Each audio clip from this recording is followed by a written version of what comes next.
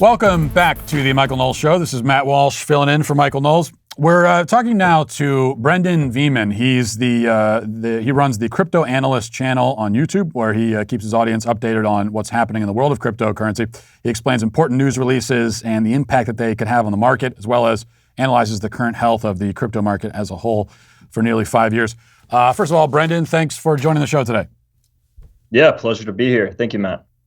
Now, it's good that we could talk to you, Brendan, because I was filling in for Michael on this show yesterday, and the audience will remember that I talked to Peter Schiff, who's obviously a well-known economist, and we talked about a few things, inflation and so on, but the subject turned to cryptocurrency, and he's not a fan of cryptocurrency, to put it mildly. I admit that I know basically nothing about the subject. All I have is my immediate kind of visceral bias, which is against cryptocurrency. My take on it, which again is rooted in almost nothing, is just that it seems like a glorified sort of internet version of a Beanie Baby, where all of its value is totally artificial and it's almost like something you collect, not actually a currency that you use as a means of exchange. Peter, and I love it when people just confirm my prior suspicions, and he kind of did that. But you obviously come from the totally opposite perspective. So I guess let's begin simply by respond to that. I mean, why is that? I'm sure you've heard that objection a lot. Why is that wrong in your mind? Yeah, so there's a couple of reasons that I think people like Peter like to rip on cryptocurrency. I know one of the ones that you mentioned was inflation, and specifically, Peter likes to rip on cryptocurrencies for the tech. Saying that the tech might increase over time and that it might not be applicable in 5, 10, 20 years. And I think a great analogy to kind of pair that up to is comparing it to something like the iPhone. The iPhone hasn't gone away. It's simply adapted and evolved. And the next generation of it is better. And we see that happen with cryptocurrencies as well, where we have these altcoins that have progressed. Whereas Bitcoin was created over 10 years ago, it definitely is not as advanced as some of the altcoins that we have today. But that doesn't mean that it can't adapt as well. We're seeing that with Ethereum 2.0 coming out, hopefully in the next 12 to 18 months, and Bitcoin also with the Lightning Network. And to put it even on more of a basic scale, we're seeing a lot of these altcoins have faster and cheaper and more eco-friendly technologies than what Bitcoin might have started when it was founded. Now, do people actually use cryptocurrency, whether it's Bitcoin or anything else, as currency? I mean, is it something that is commonly used to actually purchase goods and services? Or is it just something people buy and then kind of hold on to and wait for it to accrue value? I think right now we're at the stage where it's still fairly early, so it's being used as both. But something that I always have found unique is that if we're looking just inside of the United States, maybe it is used a little bit more for investments for what the future technology could hold. And these could be the legacy coins. Much like if you were to look at the old US dollars or the old US coins, they're worth a whole lot more right now, despite them being the same piece of metal. But a lot of these lower, or not even lower, but I would say, less known countries, Nigeria, Vietnam, Philippines, Turkey, countries that might not be as technologically advanced as the United States or something like Germany or Japan, they are using it more as currency than we are. So I think that that's a common misinterpretation, is that it's not being used as a currency, because it definitely is. And some are better at that purpose than others, but they're being used, just I would say not as much in the United States right now. I guess I feel like I've kind of jumped ahead a little bit. I have to circle back around, as Jen Psaki would say. And let me ask a really fundamental question just to begin with. Yeah. Which is, what is a cryptocurrency exactly? I mean, how would you explain it to someone who's as dumb as a fifth grader like myself? Yeah, so the way I would explain a cryptocurrency is that they're usually run on something called a blockchain. Now, a blockchain consists of a bunch of nodes that are all over the world, and this makes it decentralized. And the decentralized helps make a cryptocurrency more valid and secure, and most of them are open source, which means that they have a ledger or a system that they are written on, which is not only permanent, but in most cases, it is untamperable and open to the public so that they can view it. And that opens the books for a lot of the different use cases that they are being used for today.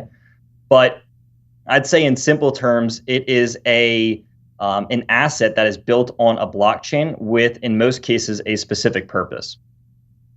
And so, does this currency actually have value, though? I mean, because isn't that the fundamental question? Is there actual value that these things have, or is it all? To me, because when I listen to people explain it, it sounds to me it's like a little bit like a Peter Pan thing, where if you believe you can fly, then you can. So if people believe in Bitcoin, then it has value. If they don't, they don't. I guess you could make the same criticism actually about fiat currency, but does it have value, you would say? Yeah, I definitely argue the other end of the spectrum. The US dollar has lost 96% of its value since the Fed took over, and it's increased from, especially since the gold standard was taken away from the US dollar, whereas a dollar back in 1971, when we got taken off of the gold standard, would now be the equivalent of $6.54, increasing over 650%. So I think that fiat is rapidly losing its value, and it's only a matter of time until that goes from worse to even worse from where we're at right now. And I would say cryptos, because most of them have a set supply, there's a lot more scalability to it. And that's one of the big takes that I would look at an approach to an approach like this. A lot of them have businesses and active working products that back them. And so that is where the real money is created. Some of them, yes, are just used as a joke. They're just used as a means of transfer. But a lot of them, this is the backbone for their business. And the blockchain, and I would say the tech behind these cryptocurrencies, is what really gets people excited. So I guess just to summarize, you would agree that Bitcoin cryptocurrency doesn't really have actual inherent value, but then again, the standard U.S. currency also doesn't have inherent value. It's all kind of like a story that we're telling each other, and if we believe the story, then it works, and if we don't, then it doesn't. Yeah, I think that at the end of the day, any kind of currency, it's kind of hard to argue if anything really does have value, because everything is what we interpret it to be. I think that cryptocurrency is a better form of currency than fiat currency because there is a set supply, and it's, again, less. It's more hard to tamper with, and it's more open source. So this prohibits a lot of maybe supply chain issues or identity fraud, or it can even be used as voting mechanisms to make sure that there is consistency over the course of time. Whereas fiat, there is no limit on it. We can continue to print more, which increasingly devalues whatever currency that is. What would you say to someone who says, well, okay, so cryptocurrency is kind of taking the worst aspects of fiat currency, and maybe we should go the other way, and you should start going to gold and actual precious metals and things that have some sort of that are physical and have some sort of value. What would you say to that? Yeah, I'm a fan of gold and silver. I believe that they have always had value, and they always will continue to have value. But I think that this is the next stage. This takes the best aspects of those metals and then applies them to a new and improved version. So we're taking the same concept of gold is valuable because there's such a few supply of it, right? There's not a lot of gold, which gives it inherent value. And in the same concept, there is an X amount of cryptocurrency that can never be in existence, which gives it the same sort of value. This is an adapted version of gold with that same concept, but also integrating technology.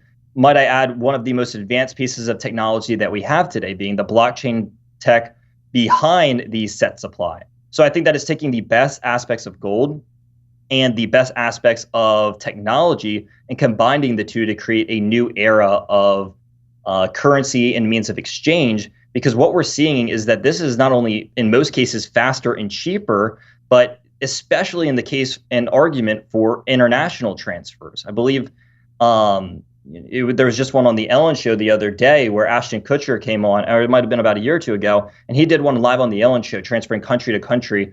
And again, the efficiency of it is what really makes it stand out. So getting into some of the specific different crypto coins, first of all, what exactly is Dogecoin? I hear a lot about it. I don't understand what it is or why people use it or if they even use it. Is it all just one big joke, or is it a joke that turned into a real thing? What is it exactly? Yeah, this is the age-old question, and one that I've gotten asked increasingly more recently. But Dogecoin was originally created, for the most part, as a joke. And it was not meant to be this real cryptocurrency that ran on the backbone of a country. It was created kind of just for fun, and some are for fun, and I think that they have their time and place. But I think Dogecoin is something that is less to be taken seriously and something that is more for fun. And it does go up and down in value, obviously, in the recent events pretty rapidly. But it's not something that I would look at and say that this is what a defining cryptocurrency is. I would aim towards something more like Ethereum or Cardano or Bitcoin, and say that that is what a true representation of what a cryptocurrency should be. And my producer very self-servingly wants me to ask you about Alchemy Pay.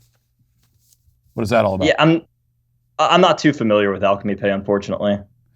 So if, let's say I'm sold on this and I want to get rich on cryptocurrency and I want to do it quickly with very little effort, where should I go? Like what are the cryptos that right now have the most potential? It seems like Bitcoin is sort of like obviously too late to get in early, and it's too late maybe to have the success that some people have had with it. So what do you think are, I don't know, the up and coming cryptocurrencies that potentially have a lot of potential in the future?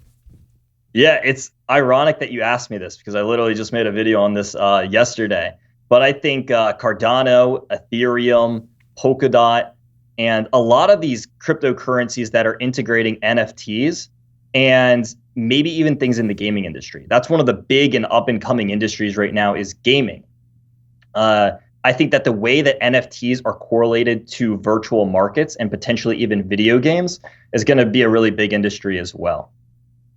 The people that are really bullish on crypto will say that this is not only the way of the future, but in the future, that's all there's going to be. It's going to replace traditional currency. Do you see that happening, or do you think we're going to get to a point where it just kind of finds its place among other forms of currency? Yeah, we're already seeing other countries create national cryptocurrencies for their country, some small, some large. I think at the end of the day, it's a big leap of faith for a government to step over and say that we are giving an open source, unchangeable proof of everything that's ever been transacted and then leaving that open to the public. So I think that might be a little bit too much power, but there are blockchains that are able to edit that and change that. There are closed source blockchains. Whether I think that it's going to be like that, I guess we'll see. Well, I appreciate you coming on the show. We got kind of two sides of this issue, which I find really interesting, and we really appreciate it. Brendan Veeman, thanks for coming on the show. Appreciate it, Matt. All right, I have to confess, I'm still confused about what exactly cryptocurrency even is, and it's been explained to me so many times, and my eyes gloss over. But still a very interesting conversation. And we're going to take a break. We'll be back after this with more on The Micahel Knowles Show.